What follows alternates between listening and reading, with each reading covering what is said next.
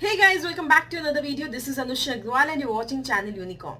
So हमने पिछली class accounts की क्लास में कंसाइनमेंट पढ़ा था, तो मुझे आप जरूर बताइए कि पिछली क्लास कंसाइनमेंट आपको कितनी समझ में आई है। उसमें अगर कोई पर्टिकुलर क्वेश्चंस में आपको डाउट है तो मुझे जरूर बताइए। मैं एक एडिशनल वीडियो आपको क्वेश्चंस का दे दूंगी जिस पर्टिकुलर क्वेश्चन में आपको डाउट आ रहा है। उसके बाद आज BRS जो मैं करवाऊंगी बहुत इंपॉर्टेंट चैप्टर है, 10 मार्क का श्योर क्वेश्चन इसमें से आता है और अगर अच्छे से समझ लिया तो ये 10 नंबर पक्के हैं आपके एग्जाम में। तो ये बहुत ध्यान से, जितने ये आधा पौन घंटे का वीडियो है, बहुत ध्यान से फोकस के साथ, अटेंशन के साथ इस वीडियो को देखना और फिर क्वेश्चंस को सॉल्व करना आप कर पाएंगे। अब आप लोग बोलते हैं कि मैम कुछ प्रैक्टिकल क्वेश्चंस करवाओ ताकि हमको अंडरस्टैंडिंग बेटर हो, तो इस वीडियो में मैं एक प्रैक्टिकल क्वेश्चन भी लूंगी आपकी अंडरस्टैंडिंग के लिए।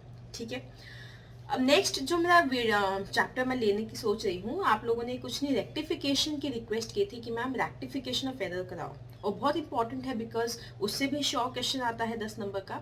इसलिए मैं श्योर 10 का भी नहीं तो 5 के क्वेश्चन 100% रेक्टिफिकेशन से देखने को मिलेंगे, और रेक्टिफिकेशन जर्नल एंट्रीज पे बेस्ड है, आगे भी बहुत काम आएगा आपके। तो रेक्टिफिकेशन काफ़ी इंपॉर्टेंट चैप्टर है। अगर आप सब एग्री करते हैं कि हाँ मैम रेक्टिफिकेशन करवा दो तो मैं रेक्टिफिकेशन ले लूँगी, अदरवाइज फिर मैं फाइनल अकाउंट्स लूँगी। तो मुझे आपके कमेंट्स का इंतज़ार रहेगा और मैं कमेंट्स के थ्रू ही डिसाइड करूँगी कि नेक्स्ट चैप्टर कौन सा होगा।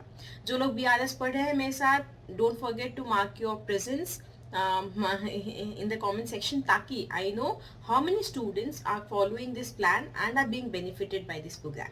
ठीक है, BRS शुरू करूँ, फुल अटेंशन और फोकस के साथ BRS शुरू करेंगे। और ये वीडियो मैंने एकदम कंप्लीट वीडियो बनाया है ताकि इस वीडियो से आपको सारे क्वेश्चन सॉल्व कर पाऊँ। जब मैं BRS की शुरुआत करती हूँ तो सबसे पहले मैं आपको बताऊंगी कि कैश बुक क्या होता है और पासबुक क्या होता है। देखिए, आप सभी जानते हैं, एक स्टोरी सुनिए, आप सभी जानते हैं कि एक बिजनेसमैन है, मानो उसका नाम राम है। तो एक बिजनेसमैन को बैंक की जरूरत पड़ती है, ये तो आप सभी जानते हैं, ये तो नॉर्मल सी बात है। बैंक की क्यों जरूरत पड़ती है?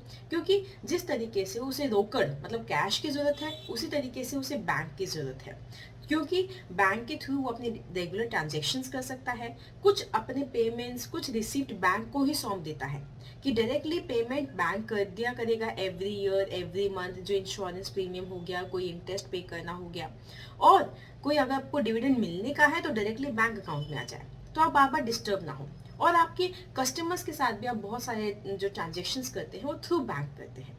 तो एक जो भी बिजनेसमैन होगा वो बैंक में जाके अपना क्या खोलता है, अकाउंट खोलता है, अकाउंट ओपन करता है बैंक में जाके, और उसमें जब उसके पास एक्सेस मनी होती है तो उसमें डिपॉजिट करवा देता है, पैसे उसमें डलवा देता है अपने बैंक अकाउंट में। मान लीजिए उसने 1 लाख रुपए डिपॉजिट करवा दी, तो जैसे कैश उसके लिए एसेट है, वैसे ही बैंक भी एक लिक्विड एसेट है, क्योंकि वो कोई भी चेक के थ्रू, DD के थ्रू उन पैसों को विड्रॉ कर सकता है या ट्रांसफर कर सकता है, तो ये भी लिक्विड एसेट है। तो कैश और बैंक इक्वल स्टेज पे उस बंदा, जैसे इसका नाम हमने राम रखा था, उसके लिए काम करेगा। ये भी आप समझ गए, ध्यान से एक एक बात को समझना। अब राम क्या करेगा, हर एक चीज का वो रोकड़ खाता भी बनाता है, खाता बनाता है, हर एक चीज की एंट्री करता है, ताकि उसे दिमाग में रहे कि 1 रुपया 1 पैसा भी बिजनेस में इधर उधर हुआ तो कहाँ गया, कैसे गया। ठीक है, इसके लिए वो बुक्स ऑफ अकाउंट्स बनाता है, और बुक्स ऑफ अकाउंट्स में वो हर एक एंट्री करता है। बैंक को कैसे शो करेगा, हम राम अपनी बुक्स ऑफ अकाउंट्स में कैश बुक बनाता है। जिस तरीके से कैश अकाउंट होता है वैसे ही कैश बुक होती है। देखो ध्यान से समझना, सब्सिडियरी बुक्स आर बेसिकली क्या होती है, प्राइम बुक की होती है, एक तरीके से रिकॉर्डिंग का पार्ट है। जैसे आप रिकॉर्डिंग करते हो, फिर क्लासिफाइंग करते हो, मतलब पोस्टिंग करते हो, फिर उसके बाद में समराइजिंग करते हो, ट्रायल बैलेंस बनाते हो, फिर उसके बाद में फाइनल अकाउंट्स बनाते हो, ट्रेडिंग P&L अकाउंट और बैलेंस शीट। उसी तरीके से कैश बुक जब बनाते हैं, कैश बुक रिकॉर्डिंग का ही पार्ट है। मतलब आप जो एंट्रीज करोगे ना, पहले आप सारी एंट्रीज एक साथ करोगे, फिर उन्हें क्लासिफाई कर करके कैश की एंट्रीज कैश बुक में डालोगे, परचेज की एंट्री परचेजेस अकाउंट में डालोगे, और फिर सेपरेट अकाउंट्स में डालोगे। तो हमने क्या किया, जो सिमिलर ट्रांजेक्शन्स होते हैं उनको रिकॉर्डिंग ही अलग अलग बुक में कर ली। जैसे कैश बुक में सारे कैश ट्रांजैक्शंस, बैंक को हम कैश की जैसे ही ट्रीट करते हैं, तो कैश बुक में बैंक के सारे ट्रांजैक्शंस और कैश के सारे ट्रांजैक्शंस एक जगह डाल दिए, तो रिकॉर्डिंग उसमें कर दी, तो क्या आसानी हो जाएगी, हमारे ऑलरेडी क्लासीफाई हो गया। तो उसमें क्या होता है, जो आपकी कैश बुक है it is very very similar to cash account, exactly like cash account. अगर कैश अकाउंट बनाते हो डेबिट क्रेडिट है ना, डेबिट साइड में रिसीप्ट्स आती हैं, क्रेडिट साइड में पेमेंट्स आते हैं, उसी तरीके से कैश बुक में भी सेम फॉर्मेट में हम बनाते हैं। ठीक है, डेबिट हो गया, क्रेडिट हो गया। इसको कैश बुक बोल रहे हैं तो ध्यान देना, एक होती है सिंगल कॉलम कैश बुक जिसमें सिर्फ कैश आया है ना, जो कैश की एंट्रीज हुई ना, मतलब रोकड़ की एंट्री हुई ना, उसको हम इसमें रिकॉर्ड करेंगे। फिर एक होती है डबल कॉलम कैश बुक जिसमें डिस्काउंट आ गया, जैसे आपने कस्टमर को डिस्काउंट दिया कि अगर आप मुझे कैश में पेमेंट करोगे तो मैं आपको डिस्काउंट दूंगा, एंट्री क्या हो जाएगी, cash account debit, discount account debit to customer. Giver कौन है, कस्टमर है, तो कस्टमर को क्रेडिट कर दिया, और है ना कैश आया डेबिट हो गया, डिस्काउंट आया डेबिट हो गया। तो हमने कैश बुक में ही, टू कॉलम कैश बुक में ही एक डिस्काउंट कॉलम खोल दिया ताकि वो डिस्काउंट का फिगर हमें दिखता रहे। ठीक है, एक होती है थ्री कॉलम कैश बुक जो सबसे ज्यादा कॉमन है, उसमें क्या आता है, बैंक कॉलम भी आ गया, क्योंकि बहुत सारे कस्टमर्स, बहुत सारी चीजें बैंक के थ्रू ही होती हैं। मानो किसी कस्टमर ने बैंक में पेमेंट किया, एंट्री क्या करेंगे, bank account debit, discount account debit to customer account, correct. तो हम क्या करेंगे, डायरेक्टली कैश अकाउंट में जैसे एंट्रीज रिकॉर्ड करते हैं वैसे ही यहाँ पे कैश बुक में रिकॉर्ड करेंगे। तो बैंक के थ्रू ही है, तो बैंक अकाउंट डेबिट तो डेबिट साइड में आ जाएगा टू कस्टमर, है ना, बैंक का फिगर बैंक में चला जाएगा, डिस्काउंट का फिगर डिस्काउंट में चला जाएगा, समझो। तो इस तरीके से आपकी कैश बुक बनती है। तो आपको अभी तक ये समझ में आया कि कैश बुक कैसे बनती है। ठीक है, उसके बाद ये जब आप ये बना चुके हो, उसके बाद अब ये समझो, ये हमने बात की थी कि राम की बुक्स में कैश बुक है ना, आप ये समझे राम की बुक्स की कैश बुक में जो इसका बैंक कॉलम है ना, वो बैंक कॉलम शो करता है राम का बैंक बैलेंस। मतलब जो इस बैंक में राम का जितना बैलेंस है वो कहाँ शो होगा, bank column of the cash book. तो इतना छोटी सी बात आपको समझ में आ गई। आगे देखो, ये मैं इतना डेप्थ में इसलिए पढ़ा रही हूँ क्योंकि बच्चे यहाँ पे अगर कंफ्यूज होते हैं वो आगे उनको दिक्कत देगा। बैंक ध्यान दो, ये बैंक है ना, ये बैंक भी आपके रिकॉर्ड्स मेंटेन करेगा। ऑब्वियसली कोई भी बिजनेस ऑर्गेनाइजेशन, इवन घर में भी हम हमारे खर्चों का रिकॉर्ड बनाते हैं, तो बैंक भी रिकॉर्ड्स अकाउंट्स बनाता है। अब बैंक के लिए राम क्या है, कस्टमर है, जिसकी बुक्स में आप एंट्रीज कर रहे हो उसमें उसका नाम नहीं आता। ठीक है, हम बैंक की बुक्स में एंट्रीज करेंगे तो राम कैसे आएगा, एज ए कस्टमर, और राम ने डिपॉजिट करवाया है ऐसा पैसा जो वो निकाल लेगा कभी फ्यूचर में, तो बैंक के लिए राम क्या हो गया, क्रेडिटर। तो राम का अकाउंट बैंक में क्या किया जाएगा, क्रेडिट किया जाएगा। अगर राम बैंक में पैसा डिपॉजिट करवाता है तो राम का अकाउंट क्रेडिट होगा। अगर राम बैंक से पैसा विड्रॉ करता है तो राम का अकाउंट डेबिट होगा। समझ रहे मेरी बात? ठीक है, अब ध्यान से एक एक चीज समझना। राम की बुक्स ऑफ अकाउंट्स में, कैश बुक में जब आपने डिपॉजिट करवाया, मतलब आपने पैसे को बढ़ाया, इंक्रीज हुआ आपके पैसे, तो डेबिट किया जाता है, क्योंकि bank balance for Ram is a liquid asset, it is an asset, एक एसेट है, इसलिए एसेट डेबिट किया। अगर जब आपने विड्रॉ किया पैसा बैंक में से पैसा निकाला, तो राम अपनी बुक्स में उसको क्या करेगा कि आपका बैंक बैलेंस कम हो गया इसलिए माइनस करेगा और क्रेडिट हो गया। ध्यान दीजिए, राम की बुक में चाहे bank column of cash book हो, चाहे बैंक की बुक्स में पासबुक हो, मतलब एक्चुअली बैंक राम के नाम की जो पासबुक मेंटेन कर रहा है वही तो राम का बैंक बैलेंस है। ध्यान देना, वापस से बोल रही हूँ, राम की बुक्स में जो bank column of cash book है और बैंक की बुक्स में जो राम की पासबुक है, दोनों क्या शो करते हैं, दोनों राम का बैंक बैलेंस शो करते हैं। ये मत सोचना ये बैंक अकाउंट है, ना, राम का बैंक बैलेंस है। और उसी तरीके से सोचना, तो अगर राम ने अपने बैंक में पैसा डाला है अपने बैलेंस, तो उसका बैलेंस बढ़ेगा, मतलब क्रेडिट होगा।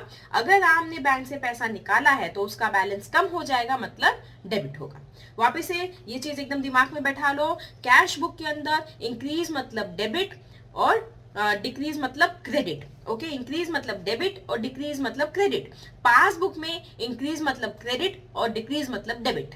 ठीक है, ये क्लियर हो गया कॉन्सेप्ट। हाँ, अब ये जो हमारा ये कॉन्सेप्ट आया है कि हम बीआरएस बनाते हैं, आखिर ये है क्या? देखो क्या होता है, राम की बुक्स में राम एंट्री कर रहा है और बैंक की बुक्स में बैंक एंट्री कर रहा है, लेकिन दोनों शो एक ही बैंक बैलेंस को कर रहे हैं। बट होता क्या है, कई बार राम की बुक्स का बैलेंस और बैंक की बुक्स का बैलेंस अलग अलग आ जाते हैं। है तो एक ही चीज, शो तो बैंक बैलेंस को ही कर रहा है, फिर वो अलग कैसे आ सकते हैं? अगर बैंक में आपने आपके कुछ रुपए पड़े हैं, 20,000 रुपए पड़े हैं, और आपके राम के बुक्स में दिखा रहे हैं कि 21,000 है, और बैंक के बुक्स में दिखा रहे हैं कि मान लीजिए 20,000 है, तो ये डिफरेंस कैसे आया? ये नहीं आना चाहिए, एक ही चीज को शो कर रहे हो आप। तो वो डिफरेंस हम देखेंगे क्या क्या रीजंस की वजह से आता है, और बीआरएस क्यों बनाया जाता है, बैंक रिकंसिलिएशन स्टेटमेंट, कि ये जो डिफरेंस आया है ना, इसको हम मैच करें। हमको बस ये देखना है कि क्यों डिफरेंस आया है, और ये दोनों बैलेंस मैच होनी चाहिए, टैली होनी चाहिए। उसी की कोशिश को बीआरएस कहा जाता है, एक स्टेटमेंट बनाया जाता है। बहुत डिटेल में मैंने आपको ये वाला पॉइंट समझाया, आई होप आपको समझ में आया होगा। अब जब आप कैश बुक का बैंक बैलेंस, कैश बुक का बैंक कॉलम हमने बात करी थी, अभी तक मैंने आपको समझाया कि आप समझ गए हो कि कैश बुक का बैंक कॉलम और पासबुक, जो हमारी पासबुक होती है, पासबुक का बैलेंस, ठीक है, ये दोनों चीजें एक ही अमाउंट को शो करते हैं, जो होता है हमारा बैंक बैलेंस, जो अकाउंट में है, जो हमारे बैंक अकाउंट में जो बैलेंस है उसको शो कर रहे हैं। लेकिन इन दोनों में डिफरेंस हो जाता है कई बार, उसके रीजन मैं भी आपको बताऊंगी, और उन डिफरेंस को ही रिकंसाइल, रेक्टिफाई नहीं कर रहे हैं यहाँ पे, सिर्फ उनको मैच करने की कोशिश की जाती है एक स्टेटमेंट के थ्रू, जो है बीआरएस, ताकि हम ये समझ पाए कि ये दो, अगर कहीं पे भी गलती है, जो भी गलती है, समझ में आए कि ये बैंक बैलेंस हमारा सेम ही है। ठीक है, तो इसके लिए बैंक रिकंसिलिएशन स्टेटमेंट बनाते हैं। अब क्या क्या रीजन हो सकते हैं, एक एक चीज बहुत ध्यान से समझिएगा। फर्स्ट होता है check deposited but not cleared, मतलब कि मुझे, जैसे फॉर एग्जांपल ये बिजनेसमैन है, यहाँ पे हम इस बिजनेसमैन को मानते हैं, इस बिजनेसमैन को एक कस्टमर ने चेक दिया, बिजनेसमैन ने वो चेक जाके दिया बैंक को, बैंक में वो चेक उसने डिपॉजिट करवाया। जैसे ही, ध्यान दीजिएगा, जैसे ही बिजनेसमैन ने बैंक में चेक डिपॉजिट करवाया, बिजनेसमैन अपनी कैश बुक के अंदर बैंक बैलेंस को बढ़ा देगा, एंट्री करेगा bank account debit to customer account. लेकिन बैंक हमारे बैंक बैलेंस में पैसे तभी डालेगा जब वो चेक क्लियर होगा। हो सकता है किसी रीजन की वजह से चेक क्लियर नहीं हो पाया, चेक क्लियरिंग में प्रोसेसिंग टाइम लग गया, या फिर वो जो कस्टमर ने दिया था उसके अकाउंट में बैलेंस नहीं था, चेक इनकम्प्लीट था, जिसकी वजह से ये जो बैंक है इसने पासबुक में हमारे बैलेंस को नहीं बढ़ाया। ध्यान देना एक एक बात को, कैश बुक में हमने हमारा बैलेंस बढ़ा दिया, पासबुक में बैलेंस नहीं बढ़ा, तो क्या reason for difference. Second point समझिए, सेकेंड पॉइंट हो गया cheque issued but not presented for payment. ध्यान देना, हम बिजनेसमैन हैं, हमने हमारे सप्लायर या फिर हमारे क्रेडिटर को एक चेक दिया मतलब चेक इश्यू किया, वो सप्लायर वो चेक जाके बैंक में देके आता है, उसे एनकैश करवाता है, करेक्ट। अब ध्यान से सुनिए एक एक बात, ये जब चेक हम अपने सप्लायर को देंगे तो हमारी बुक्स में एंट्री करेंगे supplier account debit to bank account, तो हमने कैश बुक में हमारे बैंक बैलेंस को कम कर दिया। हमने माना कि सप्लायर हमारे अकाउंट से चला गया, उसका अकाउंट क्लोज हो गया, और बैंक मतलब पैसा हमारे अकाउंट से चला गया, मतलब बैंक हमारा कम हो गया, तो कैश बुक में कम कर दिया। लेकिन बैंक में अभी तक मान लीजिए सप्लायर ने वो चेक नहीं दिया, प्रेजेंट नहीं किया, किसी भी रीजन से सप्लायर ने 2 दिन का डिले कर दिया, 3 दिन का डिले कर दिया, जो भी टाइम लगा, जिसकी वजह से बैंक ने अभी तक पासबुक में कोई चेंजेस नहीं किए, तो ये हो गया रीजन फॉर डिफरेंस। ध्यान से एक एक मेरी बात समझिए, check issued but not presented, एक एक का लॉजिक समझा रही हूँ ताकि आपको क्लैरिटी आ पाए। अब उसके बाद जल्दी जल्दी थोड़ा सा हम समझेंगे, ये 2 चीजें आपने समझी, check deposited but not cleared, check issued but not presented for payment. Now the third thing is interest received directly by bank. देखो कई बार बैंक को डायरेक्टली पैसा मिलता है, जैसे हमारे इन्वेस्टमेंट्स का इंटरेस्ट डायरेक्ट हमारे बैंक अकाउंट में आ जाता है, डिविडेंड हमें को मिलना होता है वो डायरेक्ट बैंक अकाउंट में आ जाता है, कोई कस्टमर डायरेक्टली हमारे अकाउंट, आजकल तो ऑनलाइन ट्रांजेक्शन्स होते हैं, तो कस्टमर के पास हमारा अकाउंट नंबर था, उसने डायरेक्टली हमारे अकाउंट में डिपॉजिट करवा दिया, तो कस्टमर ने डायरेक्टली बैंक में जमा करवा दिया। तो ये जो रिसीप्ट हुई मुझे, है ना, जो डायरेक्टली बैंक में हुई, या फिर बैंक में आपका जो सेविंग्स अकाउंट है उस पे जो इंटरेस्ट बना बैंक ने आपके अकाउंट में डाल दिया, मतलब आपके बैलेंस को बढ़ा दिया। तो ये जो चीजें हैं जो डायरेक्टली बैंक कर रहा है, जो काम कर रहा है, उसका नॉलेज मुझे नहीं है, तो होगा क्या, इसका इम्पैक्ट समझिएगा अच्छे से। इसकी वजह से कैश बुक में ध्यान देना, इसकी वजह से कैश बुक में मैं कोई चेंज नहीं करूंगी क्योंकि मुझे इन्फॉर्मेशन नहीं मिली अभी तक, जब मिलेगी तो एंट्री करूंगी। लेकिन पासबुक में क्या हुआ, इन जो रिसिप्ट हुई इसकी वजह से मेरा बैंक बैलेंस बढ़ गया। तो कैश बुक में नॉर्मली ये जब एंट्रीज होती है, कैश बुक में जब की जाती है जब हमारे पास पासबुक आती है, तो हम पासबुक में देख देख के जो इंटरेस्ट रिसीव हुआ, डिविडेंड रिसीव हुआ, जो पेमेंट्स आए उनकी एंट्रीज कर देते हैं। ठीक है। नाउ नेक्स्ट समझिए, जिस तरीके से रिसिप्ट्स डायरेक्टली होती हैं उस तरीके से कई पेमेंट्स भी डायरेक्टली किए जाते हैं। जैसे आपने एक बैंक को स्टैंडिंग ऑर्डर मतलब परमानेंट ऑर्डर दे दिया कि भाई तुम मेरे जितने भी इंश्योरेंस प्रीमियम हैं वो टाइमली तो आप ऑटोमेटिकली पे कर देना, तो बैंक ऑटोमेटिकली हमारे अकाउंट से पैसा निकाल के पे कर देता है। इंश्योरेंस प्रीमियम पे करना है, कोई इंटरेस्ट किसी को पे करना है या बैंक को ही पे करना है, बैंक कोई इंटरेस्ट हमसे चार्ज कर रहा है किसी भी ओवरड्राफ्ट पे या किसी पे बैंक ने चार्ज किया है, कोई फर्दर बैंक चार्जेस है किसी ऑनलाइन ट्रांजेक्शन का, लॉकर चार्ज का, कोई भी किसी भी जो सर्विस हमने बैंक से ली उसके कोई बैंक चार्जेस बैंक ने चार्ज किए, मतलब ऐसे पेमेंट्स जो बैंक ने डायरेक्टली हमारे अकाउंट से ले लिए, तो उसकी इंफॉर्मेशन भी क्या है, सेम इंपैक्ट आएगा। उसकी इंफॉर्मेशन कैश बुक में नहीं है हमारे पास, लेकिन पासबुक से ही हमें वो इंफॉर्मेशन मिलती है। पासबुक में क्या हो गया, लेस कर दिया। ध्यान देखना, रीजन फॉर डिफरेंसेस, हर चीज में डिफरेंस आ रहा है। उसके बाद में देखो नेक्स्ट इसके अलावा क्या होगा, एक इंपॉर्टेंट पॉइंट आता है, बाकी तो मोस्टली कवर हो गए कि चेक वाला मैंने आपको बता दिया, डायरेक्टली रिसीव्ड पेड वाला मैंने आपको बता दिया।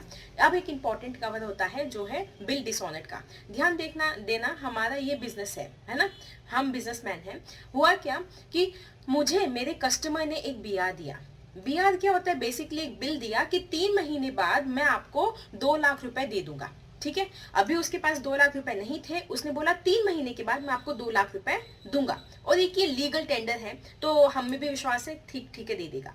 लेकिन मुझे आज ही पैसों की जरूरत है, तो मैं क्या करूंगी, मैं बैंक के पास गई, मैंने बैंक को बोला आप मेरा ये बिल ले लो, मतलब मेरा ये बीआर ले लो, इसमें आपको 3 महीने के बाद पैसे मिल जाएंगे और आप मुझे अभी इसको अनकैश कर दो। एक तरीके से बिल को एनकैश ही करवा रहे हैं हम। तो बैंक क्या करता है, बोलता है कि अभी मैं तुम्हें 2 लाख रुपए दूं और मुझे 3 महीने के बाद 2 लाख मिलेंगे, तो मेरे पैसे तुमने 2 लाख रुपए यूज करोगे 3 महीने के लिए, तो उसके लिए मैं तुमसे चार्ज करूंगा।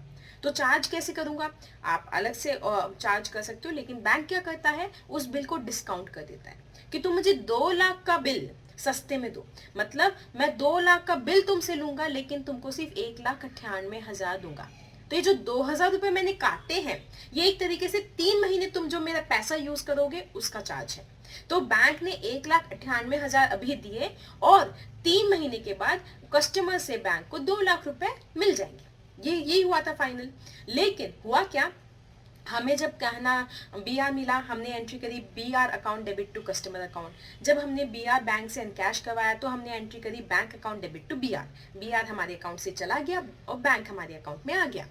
लेकिन जब बिल डिसऑनर हो गया, इस कस्टमर ने एंड मोमेंट पे पैसा नहीं दिया, है ना, ये पैसा नहीं दिया। अब बैंक उस कस्टमर के पास जाए, आपके पास आए, इतनी माथा पची नहीं करता। बैंक सिंपली ये जो पैसा 2 लाख रुपए इस कस्टमर से आने वाला था, ये पैसा आपके अकाउंट से काट लेगा। ठीक है, तो बैंक बेसिकली क्या कर रहा है, पासबुक में आपके पूरा अमाउंट, ध्यान रखना ग्रॉस अमाउंट कितना था, 2 लाख रुपीज लेस कर देता है। आपको अभी खबर ही नहीं है कि आपका कस्टमर इंसॉल्वेंट हो गया है या फिर उसका बैड डेट हो गए हैं, वो पैसा नहीं दे रहा, फ्रॉड कर रहा है, तो आपने कुछ नहीं किया। ठीक है, तो अगर आपको जब इंफॉर्मेशन मिलेगी तो आप एंट्री मार दोगे customer account debit to bank account. अभी इंफॉर्मेशन नहीं है, तो आपने कुछ नहीं किया लेकिन पासबुक में लेस हो गया, तो reason for difference. Okay, I hope बहुत अच्छे से समझ में आया होगा। अब जल्दी से मैं ब्रीफ में एक एक चीज बता रही हूँ, बहुत ध्यान से फुल अटेंशन के साथ सब लोग समझेंगे। फर्स्ट पॉइंट था check deposited but not clear. ध्यान देना, ये मेरी कैश बुक है, ये मेरी पासबुक है, ठीक है। तो check deposited but not clear हमने पहले बात करी, तो आप दिमाग लगाओ, सोचो एक बार कि क्या था check deposited but not clear का। चेक डिपॉजिट करवा दिया तो हमने कैश बुक इंक्रीज कर दी, है ना, लेकिन पासबुक में अभी तक कुछ नहीं हुआ, ठीक है। पासबुक यहाँ पे लिख लेती हूँ कि पासबुक में अभी तक कुछ नहीं हुआ। सेकंड क्या हो गया, cheque issued but not presented for payment, तो हमने कैश बुक में पैसा कम कर दिया लेकिन पासबुक में कुछ नहीं हुआ। थर्ड पॉइंट था रिसीव्स डायरेक्टली इनटू बैंक, तो कोई इंटरेस्ट रिसीव हुआ, कोई बहना कस्टमर ने पेमेंट किया या फिर कोई डिविडेंड रिसीव हुआ, कोई भी हमको डायरेक्टली बैंक में रिसीव होता है तो पासबुक में बढ़ा दिया लेकिन कैश बुक में कुछ नहीं हुआ। Payments directly made by bank, कि सारी पेमेंट जैसे इंश्योरेंस प्रीमियम पे करना है, कोई इंटरेस्ट पे करना है, कोई बैंक चार्जेस बैंक ने काटे हैं, तो वो सब बैंक ने डायरेक्टली कर दिया, आपको इन्फॉर्मेशन नहीं है तो कैश बुक में कुछ नहीं हुआ और पासबुक में कम हो गया। Fifth, bill dishonoured, bill discounted dishonoured, bill discounted now dishonoured, उस केस में क्या होगा, पासबुक में कम हो गया लेकिन आपने बैंक में कुछ नहीं किया, ठीक है। यहाँ पे आप समझ गए, सामने दोनों हैंड्स लेके आइए और मेरे साथ देखिए क्या चाहना ध्यान से। चेक डिपॉजिटेड, ये मेरी कैश बुक है, ये मेरी पासबुक है, मैं क्या बोल रही हूँ, check deposited but not cleared, तो मैंने इंक्रीज कर दिया, पासबुक में कुछ नहीं हुआ, ठीक है, ये समझ गया। अब देखो इसमें क्या करने का है, हम बीआरएस बनाएंगे। बीआरएस कैसे बनेगा, ध्यान से देखना, बीआरएस का फॉर्मेट क्या होता है। बीआरएस के लिए सिंपली अपन देखिए, बीआरएस ये एक स्टेटमेंट बनता है जो उस दिन बना है, ठीक है, तो इसलिए एज ऑन लिखा जाता है, ठीक है, जिसकी बुक्स में है उसका नाम ऊपर आ जाएगा। फिर हम यहाँ पे एक स्टार्टिंग बैलेंस लेते हैं, for example debit balance as per cash book, मैंने एक बैलेंस ले लिया, किसी का भी कैश बुक का या पासबुक का एक बैलेंस उठाऊंगी। अब मैं जो भी चेंजेस हैं इन दोनों को इक्वल करने की कोशिश करके एंड पे पासबुक के बैलेंस जो भी अमाउंट आएगा वो पासबुक का बैलेंस होना चाहिए, ये रिकंसाइल करने की कोशिश करें। कैसे, जैसे for example check deposited but not clear, तो मेरा कैश बुक बढ़ गया लेकिन पासबुक में कुछ नहीं हुआ। ध्यान देना, check deposited but not cleared, तो मैंने कैश बुक में बढ़ा दिया लेकिन पासबुक में अभी तक एंट्री नहीं हुई। अब मुझे अगर दोनों को मैच करना है तो मैं क्या करूंगी, मैं ये देखूंगी कि मेरा अच्छा बच्चा कौन है। अच्छा बच्चा मतलब मेरा स्टार्टिंग बैलेंस क्या है। जैसे इस एग्जाम्पल में मेरा स्टार्टिंग बैलेंस है कैश बुक, अगर कैश बुक मेरा स्टार्टिंग बैलेंस है तो इन दोनों को, ये कैश बुक है ये पासबुक, ध्यान दीजिए, cash book passbook, cash book passbook. अब मुझे क्या करना है, इन दोनों को इक्वल लाने के लिए, ये मेरा अच्छा बच्चा है जिसको मैं मूव कर सकती हूँ, ठीक है, तो मैं क्या करूंगी, इसको नीचे ले आऊंगी, करेक्ट, हो गया इक्वल। हाँ, तो क्या किया मैंने, इसमें लेस कर दिया। क्या लेस किया, check deposited but not clear, समझिए। तो अगर मेरा स्टार्टिंग बैलेंस कैश बुक है तो क्या होगा, ध्यान दीजिए, अगर मेरा स्टार्टिंग बैलेंस कैश बुक है तो मैं लेस कर दूंगी, क्या करूंगी, लेस कर दूंगी। आप बोलोगे मैम आप तो एड लेस वाले मेथड से करवा रहे हो, ऐसा नहीं है, वापस से ध्यान दो, मैंने बताया था कैश बुक में डेबिट मतलब ऐड, कैश बुक में क्रेडिट मतलब लेस, तो अगर मैं लेस कर रही हूँ इसका मतलब कैश बुक स्टार्टिंग बैलेंस है, कैश बुक में लेस कर रही हूँ मतलब क्या कर रही हूँ, क्रेडिट कर रही हूँ, ठीक है। तो कंफ्यूज नहीं होना, वापस से लिख के दे रही हूँ, कैश बुक में प्लस माइनस कर रहे हैं तो प्लस मतलब डेबिट और माइनस मतलब क्रेडिट, पासबुक में प्लस मतलब क्रेडिट एंड लेस मतलब डेबिट, तो दोनों मेथड कोई फर्क नहीं है, कुछ दिक्कत नहीं आएगी। नेक्स्ट देखो, check issued but not presented for payment, मैंने लेस कर दिया, पासबुक में कुछ नहीं हुआ, अच्छा बच्चा मेरा कैश बुक है, बढ़ा दो, तो इसे क्या करेंगे, ऐड करेंगे, ठीक है, ऐड करेंगे, ठीक है। उसके बाद ये इन सब में देखो, यहाँ पे इंक्रीज करेंगे, सेम फंडा लगेगा, यहाँ पे डिक्रीज करेंगे, क्या हुआ, payments made directly by bank, bank ने कम कर दिया, आपने कुछ नहीं किया, अच्छा बच्चा कौन है, कैश बुक है, क्या करोगे, कम कर दोगे, ठीक है, आप भी कम कर दोगे, और यहाँ पे भी इसी तरीके से हो जाएगा, करेक्ट। अब आओ नेक्स्ट, अगर आपको थोड़ा फास्ट लग रहा है तो मैं साथ में नीचे वीडियोस दे रही हूँ, उन वीडियोस को वापस से देखो, मतलब वो पुराने वीडियोस हैं, थोड़ी डिटेल में है तो और अच्छे से समझ में आएगा। नेक्स्ट देखो आपका हो गया, अगर स्टार्टिंग बैलेंस मेरा पासबुक का है, एकदम सिंपल सी चीज है, cash book passbook, check deposited but not cleared, check deposited मतलब कैश बुक में बढ़ा दिया हमने, कैश बुक में बढ़ गया लेकिन पासबुक में नहीं बढ़ा, मेरा अच्छा बच्चा कौन है, पासबुक है, क्या करूंगी, बढ़ा दूंगी, बराबर आ गया, ठीक है। तो पासबुक में इंक्रीज कर दो, ऐड कर दो, ठीक है। उसी तरीके से सेम फंडे में यहाँ पे लेस हो जाएगा, एकदम ऑपोजिट हो गया, यहाँ लेस हो जाएगा, यहाँ लेस, यहाँ ऐड हो जाएगा, ऐड हो जाएगा, और यहाँ पे ऐड हो जाएगा। समझे कैसे है? इसको अच्छे से आप वर्कआउट करोगे, समझोगे, मैंने एकदम अच्छे से आपको थोड़ा समझाया है, और इसको और फर्दर 2-3 बार रिवाइज करोगे तो याद हो जाएगा। तो ये आपको समझ आ गया है ना। यहाँ ऐसे आपको क्वेश्चन सॉल्व करने हैं, एक क्वेश्चन मैं आपको यहाँ पे करवा भी दूंगी। उससे पहले एक छोटी सी चीज आपको बताती हूँ। एक हल्का सा चेंज आपके एग्जाम में पूछा जाता है, that is about the overdraft. ध्यान से मेरी बात सुनना, बिल्कुल भी कंफ्यूज नहीं होना, ये कैश बुक है और ये पासबुक है। आप बैंक से कई बार ज्यादा विड्रॉ कर सकते हो, मतलब आपका 20,000 का बैलेंस था, आपको 25,000 की जरूरत है, तो आपने बैंक से 25,000 निकाल लिए, तो बैंक क्या करेगा, उसमें आपको 5,000 क्या दिया, ओवरड्राफ्ट। बैंक ने एक तरीके से लोन दे दिया आपको। तो बैंक अलाउ करता है अपने अच्छे कस्टमर्स को to overdraw from their account, but it charges some rate of interest, ठीक है, नॉर्मल सी बात है। सोचो जरा, क्या कभी कैश का नेगेटिव बैलेंस हो सकता है? नीचे कमेंट सेक्शन में बताना मुझे, क्या कभी कैश का नेगेटिव बैलेंस हो सकता है? लेकिन जो भी आंसर है बताना, मैं ये जरूर आपको बता सकती हूँ कि कभी भी बैंक का नेगेटिव बैलेंस हो सकता है। क्यों? क्योंकि हमें ओवरड्राफ्ट फैसिलिटी मिलती है। तो देखो, कैश बुक का बैंक कॉलम हमारे बैंक बैलेंस को शो करता है। अगर ओवरड्राफ्ट है तो क्या है, नेगेटिव बैलेंस। ओवरड्राफ्ट है तो इसमें भी क्या है, नेगेटिव बैलेंस। लेकिन ध्यान से मेरी बात सुनना, कैश बुक में बैंक बैलेंस हमारे लिए एसेट है, इसलिए डेबिट बैलेंस होता है। तो अगर नेगेटिव बैलेंस हुआ तो इसका मतलब क्या है, कैश बुक का क्रेडिट बैलेंस है। पासबुक में अगर नेगेटिव बैलेंस है तो इसका मतलब क्या है, डेबिट बैलेंस है। अभी जो पीछे बताया था वही बातें दोहरा रही हूँ। क्रेडिट बैलेंस, डेबिट बैलेंस समझ में आना चाहिए। मैम क्वेश्चंस में क्या करेंगे, मॉड्यूल में तो एकदम रिवर्स कर देते हैं, ऐड को लेस, लेस को ऐड। मैं बोल रही हूँ कुछ नहीं करना, कुछ कंफ्यूज नहीं होना, बस क्या करना है, जो भी स्टार्टिंग बैलेंस आप लोगे, है ना, मान लीजिए कोई भी कैश बुक का ले रहे हो या पासबुक का ले रहे हो, मान लीजिए 20,000 एक्स्ट्रा है, ओवरड्राफ्ट है, तो इसे -20,000 करके लिख देना। बाकी जो ऐड लेस आपने जो करना है वो एज इट इज करोगे, और बस कैलकुलेशन के करने के टाइम पे इसे माइनस रखना, और आपका सेम आंसर आएगा, आराम से आएगा, और कोई कंफ्यूजन भी नहीं होगा। क्लियर? ठीक है, अब एक क्वेश्चन करेंगे अपन।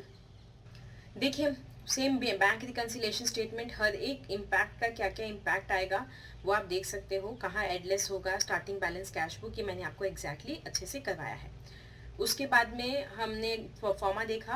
आपको मैं एक एडजस्टेड कैश बुक और समझाऊंगी, उससे पहले एक क्वेश्चन ले लेती हूँ। जैसे फॉर एग्जांपल ये आरटीपी नवंबर 18 का मैं क्वेश्चन यहाँ पे ले रही हूँ। ध्यान से सब लोग देखेंगे और समझने की कोशिश करेंगे। हमें बनाना है, बीआरएस बनाना है as on 31 March 2018, balance as per passbook दिया हुआ है। तो मैं थोड़ा क्विकली बना रही हूँ, आप लोग फॉर्मेट का ध्यान रखेंगे। बैलेंस एज पर यहाँ पे मैं लिखूंगी credit balance as per passbook, क्योंकि पॉजिटिव बैलेंस है। तो कितना बैलेंस आएगा, 10,000, ठीक है। उसके बाद में अब देखो ऐड क्या करना है और लेस क्या क्या करना है। अमाउंट मैं लिखती जा रही हूँ ताकि आपको समझ में आ जाए। ध्यान से देखना, कैश बुक है, पासबुक है। Bank collected a cheque of 500 on behalf of Shri Hari but wrongly credited to Shri Hari's account another customer of the bank. तो देखो, bank collected a cheque of 500 on behalf of Shrihari. Shrihari के बिहाफ पे एक चेक कलेक्ट हुआ, मतलब हमारे चेक आया, ठीक है। तो हमारा चेक आया था, लेकिन उन्होंने किसी और के अकाउंट में डाल दिया। तो हमने जब चेक भेजा तो हमने हमारी कैश बुक में तो इंक्रीज कर दिया कि हमारा चेक है, लेकिन अभी तक बैंक ने नहीं किया, क्योंकि बैंक ने किसी और अकाउंट में क्रेडिटेड टू श्रीहरि, कोई और श्रीहरि था उसके अकाउंट में डाल दिया। तो बैंक की गलती है। तो बैंक ने कुछ नहीं किया, हमने इंक्रीज कर दिया। अब क्या होगा, अच्छा बच्चा कौन है, पासबुक। तो क्या करेंगे, इंक्रीज कर देंगे। तो क्या करेंगे, इसको ऐड कर देंगे। कितने रुपए, 500 रुपए। Bank recorded cash deposit of 1589 as 1598, मतलब 9 रुपए का फर्क है, ठीक है। तो बैंक ने कैश डिपॉजिट हुआ, हमने 1589 से बढ़ाया, और बैंक ने 1598 से बढ़ाया, ठीक है। तो 9 रुपए ज्यादा बढ़ाया। अच्छा बच्चा कौन है, पासबुक, है ना। तो पासबुक को ही नीचे ले आएंगे, कितना, 9 रुपए। तो लेस कर देंगे 9 रुपए। उसके बाद withdrawal column of passbook undercast bye 100। ध्यान देना, विड्रॉल कॉलम मतलब negative column, negative column payment column, हाँ 100 रुपए कम हुआ तो उसकी वजह से क्या होगा, पेमेंट कॉलम में 100 रुपए कम दिखाओगे तो ओवरऑल बैलेंस 100 रुपए बढ़ जाएगा। हाँ, पेमेंट 100 रुपए कम होगा, ओवरऑल बैलेंस 100 रुपए बढ़ जाएगा। तो हमारा पासबुक में 100 रुपए बैलेंस बढ़ा हुआ है ना, कैश बुक में नहीं हो रखा, गलती से बढ़ गया था। अच्छा बच्चा, पासबुक नीचे ले आओ, कम कर दोगे, कितने रुपए, 100 रुपए। Okay, absolutely fine. उसके बाद में आ गया the credit balance of 1500 on page 5 was recorded on page 6 as debit balance. ध्यान देना, किसकी बात कर रहे हैं हम, पासबुक की बात कर रहे हैं। पासबुक का क्रेडिट बैलेंस मतलब पॉजिटिव 1500 का बैलेंस था, ठीक है, साथ में होने के लिए उसमें पॉजिटिव 1500 का बैलेंस था। तो पेज 5 में आपने 1500 का बैलेंस पॉजिटिव तो दिखाया ही नहीं, उसको फर्दर नेगेटिव दिखा दिया। तो कितने का डिफरेंस आ गया, 3000 से आपका अकाउंट कम हो जाएगा, है ना। तो पासबुक में 3000 से कम हो गया। अच्छा बच्चा, पासबुक ऐड कर दो, 3000 ऐड हो जाएंगे। Okay nice. नेक्स्ट देखो, the payment of cheque 350 was recorded twice in the passbook. तो है ना, एक बार तो दोनों में रिकॉर्ड हुआ है, पेमेंट हुआ है, एक बार एक्स्ट्रा रिकॉर्ड हुआ है तो माइनस कर दिया होगा आपने। तो अब बराबर लाने के लिए अच्छा बच्चा पासबुक इंक्रीज कर दो, ऐड कर दो 350। ओके नेक्स्ट क्या है, the passbook showed credit for the cheque of 1000 deposited by Shrihari. और तो जैसे श्रीहरि के भूल से एक और श्रीहरि था उसके अकाउंट में डाल दिया था, वैसे ही किसी श्रीहरि के चेक को आपके अकाउंट में डाल दिया, तो हमारे अकाउंट को बिना बात 1000 रुपए बढ़ा दिया बैंक ने, बल्कि क्रेडिट किया ना, मतलब बढ़ा दिया, लेकिन कैश बुक में बढ़ाया नहीं। तो क्या करेंगे, अच्छा बच्चा पासबुक नीचे लियो, लेस कर दोगे, कितना, 1000। चलो अब इसका आंसर निकालिए। 10,000 plus 500 plus 3000 plus 350 minus 9 minus 100 minus 1000 आपका आता है 12,741। जो यहाँ पे लिखोगे debit balance as per cash book 12,741। Okay, ये क्वेश्चन हो जाएगा। आंसर चेक कर लेते हैं, 12,741 आपका आंसर है, एब्सोल्युटली करेक्ट। समझ में आया, इस तरीके से आपको ये वाले क्वेश्चंस करने हैं। ये वाले क्वेश्चंस आप इस तरीके से कर सकते हो। आई होप ये समझ में आ गया होगा, एक क्वेश्चन हमने देख लिया। अब बहुत इंपॉर्टेंट पार्ट अब मैं आपको बताने जा रही हूँ, वो है आपका एडजस्टेड कैश बुक। बहुत ध्यान से मेरी बात समझना, अभी तक तो आप बीआरएस बनाते आए हो, तो जो गलती बैंक ने करी, जो गलती कैश बुक ने करी, हमें किसी से कुछ मतलब नहीं है, हमें सिर्फ इन बैलेंसेस को रिकंसाइल करना है। ये कैश बुक है, ये पासबुक है, हमें सिर्फ इन्हें बराबर लाना है। अगर इसने कोई गलती की है और स्टार्टिंग बैलेंस कैश बुक है तब तो इससे कम कर देंगे, अगर स्टार्टिंग बैलेंस पासबुक है तो इसको भी वही गलती करवा देंगे। तो हमें कुछ, हम कोई भी रूल वगैरह कुछ दिमाग में लेके नहीं चल रहे, it is simply a reconciliation statement. लेकिन हम एडजस्टेड कैश बुक का एक नया कॉन्सेप्ट देखेंगे। एडजस्टेड कैश बुक में क्या बात करते हैं हम, कि जैसे देखो ये सिंपली क्या बोलना चाह रहा है कि एडजस्टेड कैश बुक में हमें हमारी कैश बुक में चेंजेस कर लो। क्या क्या चीज के चेंजेस कर लो, फर्स्ट ऑफ ऑल जो errors done by errors in cash book, हमें पता तो चल गया रिकंसाइल करने के टाइम पे कि कैश बुक में भूल से ही चीजें होंगी। जैसे फॉर एग्जांपल कैशियर ने भूल से हमारा 1000 रुपए का पेमेंट 2 बार डाल दिया, भूल से 1000 रुपए कम कर दिए, तब उसे बीआरएस की जगह करवाने की बजाय पहले ही कैश बुक को एडजस्ट कर दो, एडजस्टेड कैश बुक में वो एरर को रेक्टिफाई कर दो। ठीक है, तो हम एडजस्टेड कैश बुक में एक तो क्या करते हैं, जो भी हमारे कैश बुक के एरर्स हैं उनको रेक्टिफाई कर देते हैं। ठीक है, ताकि बीआरएस में ले जाना ही नहीं पड़े, और हमें करना तो है ही। हम, आपको पता है BRS is not a part of final accounts, final accounts का पार्ट नहीं है, वो सिर्फ उन बैलेंसेस को रिकंसाइल करने के लिए यूज करते हैं। लेकिन कैश बुक में अगर गलतियां हैं तो उसको सही करोगे तभी तो बैलेंस शीट सही आएगी, इसलिए वो रेक्टिफाई कर रहे हैं। दूसरी चीज हम क्या करते हैं, जो भी जेन्युइन एंट्रीज हैं, जेन्युइन एंट्रीज कैसे, जो इग्नोरेंस वाली रह गई है, जैसे direct payments by bank, direct receives by bank, है ना, हमारे कोई इंटरेस्ट बैंक को डायरेक्टली मिला, तो बैंक को डायरेक्टली मिला तो हमें कैश बुक में उसकी रिकॉर्डिंग तो करनी ही है, तो कर दो, एडजस्टेड कैश बुक में पहले ही कर दो, बीआरएस बनाने से पहले इसमें एंट्री कर दो। अगर कोई पेमेंट बैंक ने डायरेक्टली किया है, इंश्योरेंस प्रीमियम बैंक ने डायरेक्टली पे कर दिया, आपको एंट्री तो करनी ही है, इसलिए पहले एंट्री कर दो, मतलब एडजस्टेड कैश बुक में एंट्री कर दो। ध्यान से मेरी बात देखना, मैं यहाँ पे एडजस्टेड कैश बुक बना रही हूँ, एकदम वैसे ही बनता है जैसे आपकी कैश बुक बनती है। तो एडजस्टेड कैश बुक में वही हमारा debit side is for receives, credit side is for payments, वैसे ही बनाते हैं। अगर रॉन्ग इंक्रीज कर दिया था हमने कैश बुक में तो हम उसे क्रेडिट कर देंगे रॉन्ग इंक्रीज रेक्टिफाइड, ठीक है। अगर कोई रॉन्ग डिक्रीज कर दिया था तब हम उसको है ना रिवर्स कर देंगे रॉन्ग डिक्रीज रेक्टिफाइड। कोई हमने एरर कर दिया था वो हमने रेक्टिफाई कर दिया। जैसे payments made directly by bank, payments made directly by bank, वो सब हम क्रेडिट में डाल देंगे। रिसीट्स या incomes received directly by bank, directly bank को जो मिला, कोई इंटरेस्ट मिला, कोई डिविडेंड मिला, कोई कस्टमर ने पेमेंट किया, वो सब भी हम इधर डाल देंगे। ये जेन्युइन एंट्रीज हैं जो हमें करनी ही है, हमें पता नहीं था अभी तक, हमें हमारी नॉलेज में नहीं थी। जैसे बिल डिस्काउंटेड डिसऑनर्ड, डिसऑनर हो गया तो बैंक ने हमारे बैलेंस को कम कर दिया, हमें भी करना तो है। कस्टमर को डेबिट करेंगे, customer account debit to bank, तो हम यहाँ लिखेंगे बिल डिस्काउंटेड डिसऑनर्ड, यहाँ डाल देंगे। समझ रहे हो? तो दो तरह की चीजें आप एडजस्टेड कैश बुक में दिखाते हो। जेन्युइन जो एंट्रीज हैं जो आपको कैश बुक में करनी ही है वो भी दिखाओगे, और जो एरर्स कैश बुक ने किए, पासबुक ने किए, वो एरर्स हम रिपीट नहीं करेंगे भाई, हमारे फाइनल अकाउंट्स को नहीं बिगाड़ेंगे, लेकिन जो हमने एरर किए उसको रेक्टिफाई कर देंगे। समझ में आ गया?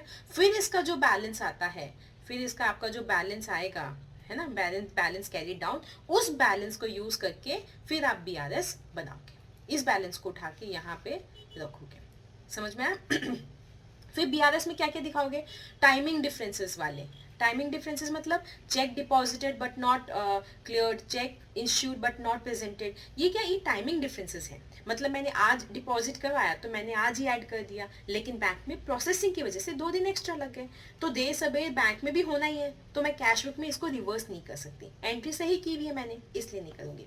और एरर्स बाय पासबुक, क्योंकि पासबुक के एरर्स हैं तो इनको BRS में दिखाऊंगी, मैं मेरी एडजस्टेड कैश बुक में एडजस्ट नहीं करूँगी, ठीक है। तो जो एरर्स बाय पासबुक हो गया, टाइमिंग डिफरेंसेस हो गए, तो वो सब चीज़ें हम हमारे BRS में दिखाते हैं, और एडजस्टेड कैश बुक में क्या दिखाते हैं वो भी मैंने आपको बता दिया। आई होप आप क्वेश्चंस कर पाओगे। काफ़ी लंबा लेक्चर हो गया, लेकिन आई होप आपको सारी डिटेलिंग अच्छे से मिली है, आप पूरे BRS के क्वेश्चंस कर पाएंगे। मैं आपको सजेस्ट करूँगी सारे BRS के क्वेश्चंस आप करेंगे, और अगर आप चाहेंगे तो मैं एक एडवांस्ड बैच चला सकती हूँ जिसमें सिर्फ और सिर्फ मैं क्वेश्चंस लूँगी, ठीक है। इसलिए ये अच्छे से आप सॉल्व करिए। नीचे जब आपके क्वेश्चंस हम टेलीग्राम पे पोस्ट करेंगे वो आपके सॉल्व हो जाएंगे, तो नीचे आप मेंशन कीजिएगा कि टारगेट और टास्क डन, ताकि फिर मैं नेक्स्ट चैप्टर आप चाहते हैं रेक्टिफिकेशन लूँ तो मैं नेक्स्ट चैप्टर रेक्टिफिकेशन ले सकती हूँ, otherwise I will take final accounts. So I hope this video was little helpful to you. ध्यान देना, कैश बुक और पासबुक BRS बहुत आसान चैप्टर है। एक कैश बुक होती है, एक पासबुक होती है, दोनों आपके बैंक बैलेंस को शो करते हैं, दोनों में कभी ऊपर नीचे हो जाता है तो हम स्टेटमेंट बनाते हैं इनको बराबर लाने की। बस that's it, BRS. Okay, I wish you all the best. I hope this helped you. Please mention in the comment box कि did you like the video. If you like the video, don't forget to like the video. मतलब virtually like the video. Give your thumbs up and give your comments as well and suggestions in the comment section, and do subscribe to the channel. I see you next time in the next video. Till then, you stay healthy, be happy. Bye bye.